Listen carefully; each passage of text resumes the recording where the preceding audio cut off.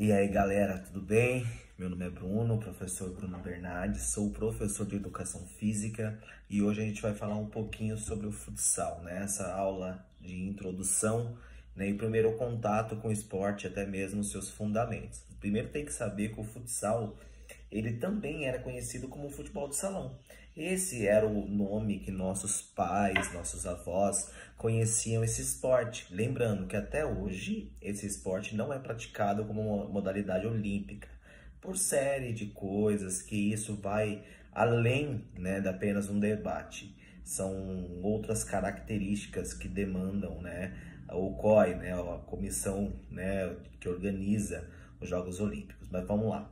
E no Brasil, ele tem grande representatividade, é um dos esportes mais praticados no dia a dia, até mais que o futebol de campo. Lembrando que o futsal não precisa de muita coisa, né? E nem muitas pessoas. O futebol de campo, ele demanda de pelo menos 22 jogadores, né? Já que o futsal, com apenas 10, você consegue fazer um jogo, né, pelas normas e regras também pela confederação, beleza?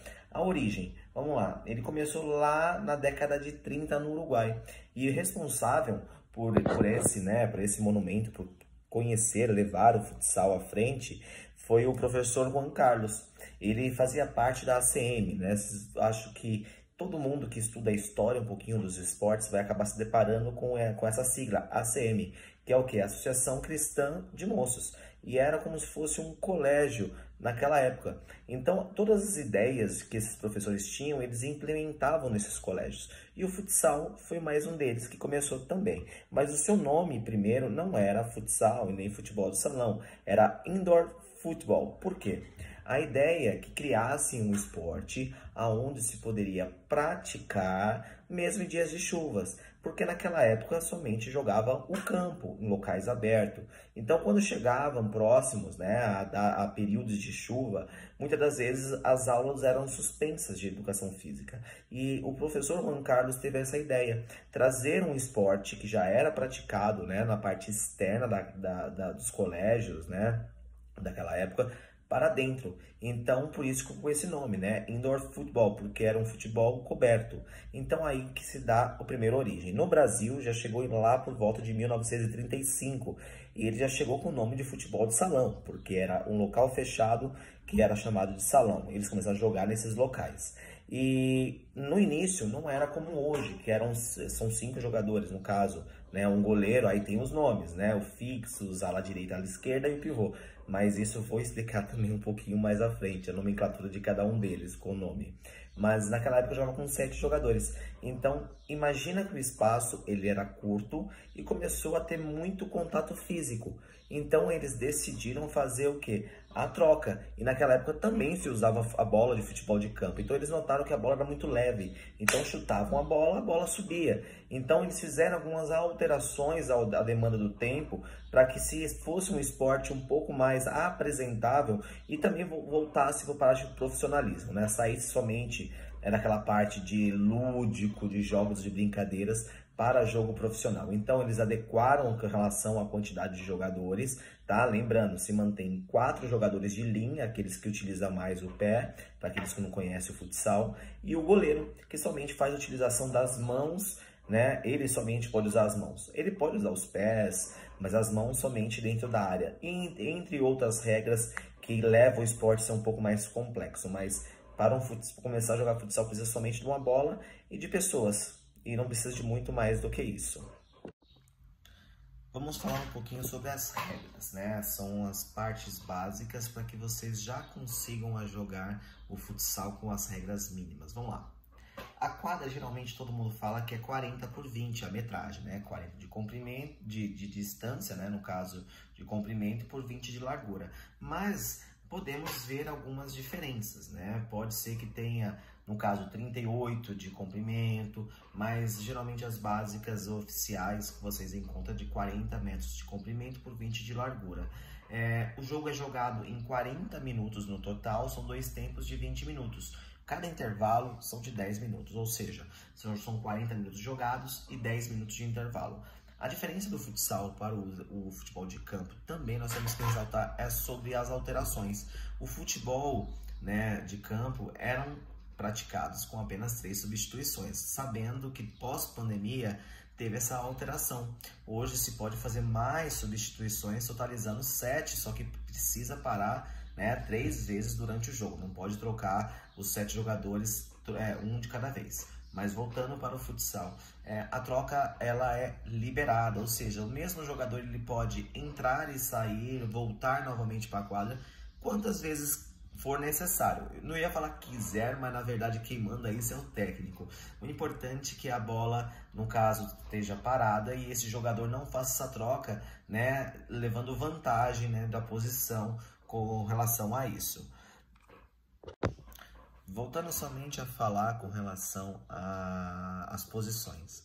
É importante que não pense que tem que gravar esse nome. Não. O legal é saber que cada um faz e assim você consegue se colocar dentro da quadra também. O legal é que se você souber a posição de cada um deles, todo mundo fica correndo em cima da bola. Você já jogou bola com crianças pequenas de 3, 4, 5 anos? Todo mundo corre em cima da bola. E foi criado posições para justamente isso, para facilitar e organizar o jogo. Vamos lá. O goleiro, que eu disse que é o único que pode utilizar as mãos, lembrando que somente dentro da área dele. Ele também pode fazer a utilização dos pés dentro e fora dessa área, tudo bem? Temos o fixo, que é o defensor. Geralmente é aquele jogador que tem uma característica física mais avantajada. É um jogador mais alto, mais forte, um pouco mais lento. Só que o papel dele é defender. Então ele precisa ter força para conseguir sempre combater o atacante. O ala direita, como o próprio nome diz, né? Ala, lateral. Direito, que joga na lateral direita. Já esse jogador, e tanto lateral esquerdo também, são jogadores ágeis. São os que mais correm na quadra, então ele corre toda hora para frente, ele volta correndo, ele faz a cobertura, que seria o que? Ajudar o defensor. É um jogador que sempre está em movimento, ele que cansa mais também. Então, com relação às suas capacidades físicas, né, que são as características, eles são um pouquinho mais leves, né, vamos dizer assim, e mais ágeis. Já o pivô ele tem uma característica parecida com o fixo. Por quê? Ele é um jogador que tem que ser forte, porque ele geralmente recebe essa bola de costas para o gol. Então ele tem que proteger para não deixar que o fixo, o defensor no caso, né, ou ele consiga fazer o combate nessa bola. Então o pivô ele tem que ser também um cara forte que vá fazer esse combate corpo a corpo. Essas são as posições básicas. Lembrando, lógico, tem as suas diferenças por conta disso, que entre os jogadores mais leves, e isso vai muito do técnico, tá, pessoal? Com relação ao posicionamento. Hoje muda muito, mas é importante que fixe que tem essas 5 posições. O goleiro, certo? Os 2 alas, o fixo, o pivô, que é o defensor, e o fixo. Combinado? Vamos lá.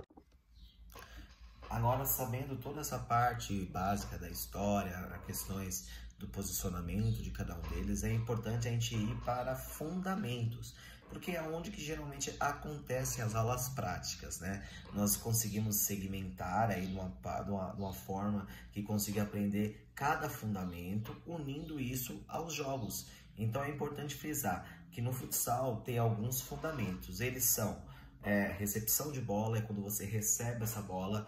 O futsal, ele geralmente recebe essa bola sempre com a sola do pé. Isso na aula prática também é fácil ensinar a vocês e rapidinho pega, e tem algumas brincadeiras também para a gente utilizar esse tipo de fundamento.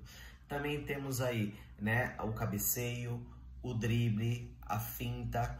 Lembrando que tudo isso no dia a dia, né, o passe que pode ser por baixo, médio ou alto, tudo isso no dia a dia das aulas práticas consegue tirar a dúvida, até aquele que não tenha muita familiaridade com o esporte. Só que como qualquer outro esporte, precisa vivenciar, ou seja, aprender, não somente ver jogando, mas conhecer e saber um pouquinho o que está acontecendo dentro do cenário do jogo. Vamos lá para nós finalizarmos aqui a nossa pincelada de aula teórica. É importante frisar que o campeonato mundial é o campeonato mais importante do futsal hoje. Lembrando que eu disse lá no começo, infelizmente o futsal não faz parte, né, dos jogos das Olimpíadas. Mas quem sabe nos próximos anos ainda torcemos que isso aconteça.